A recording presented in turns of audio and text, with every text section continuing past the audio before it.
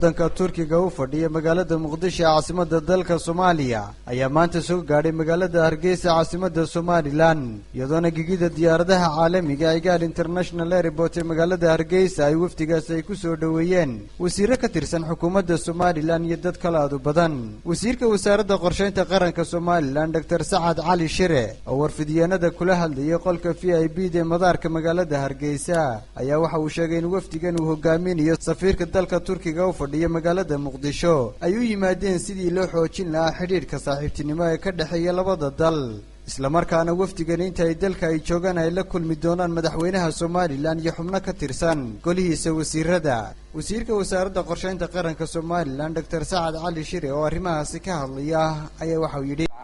والصلاة والسلام على رسول الله maanta oo jimcaha waxaan halkan aan ku soo dhaweynay weynala jooga wafdi uu hogaaminayo safiirka Turkiga xamar fadhiya iyo wafdi ganacsi oo iyaguna ka yimid maxaan ilaadaa Itoobiya ka yimid oo Turkiyana ujeedada kan u yimaadeen waxa weeye sidii aynu u xoojin lahayn xiriirka qotada dheer ee ka dhaxeeya labadeena wadan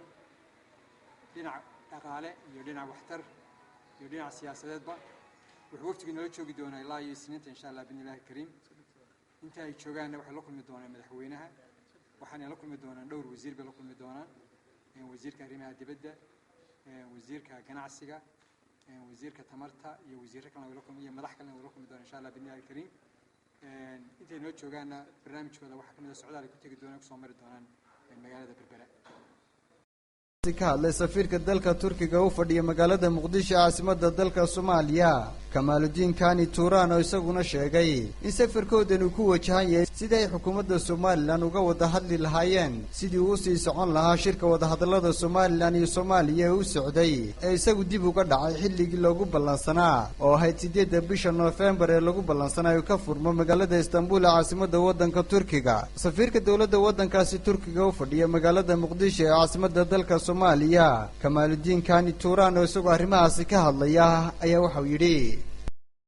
Bismillahirrahmanirrahim. Elhamdülillahi Rabbil alemin. Esselatu vesselamu ala Resulina Muhammedin ve ala alihi ve ashabihi ecmaîn.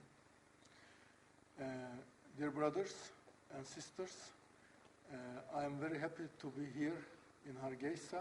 aad baan ugu faraxsanahay inaan nimaadno caasimadda Somaliland ee Hargeysa walaalayaal halkan waxaan u nimo socdaalkayga ujeedadiisu ay ahayd wax hoogaa shaqo ah iyo horumar waxaanuna doonaynaa inaanu horumarino dhaqdhaqaaqa ganacsi ee ka jira Somaliland intaasi waxaa noo dheer inaan ka wada hadallo sidii loo sii wadi lahaa wada hadalladii Somaliland iyo Soomaaliya u dhaxeeyay ee Turkigu u dhexdhexaadinayay all these development and business issues, as well as these talks with the Somalia and the Somaliland talks, which we were mediating in Turkey. safarkan uu maanta magaalada Hargeysa uu ku yimid safiirka magaalada Muqdisho oo fadhiya dalkaasi Turkiga ayaa waxa la filayaa in xukuumadda Somaliland ay ka wada hadlaan sababihii baajiyay shirka wada hadallada Somaliland iyo Soomaaliya ee lagu ballansanay 8 bisha November oo ka furma magaalada Istanbul caasimadda waddankaasi Turkiga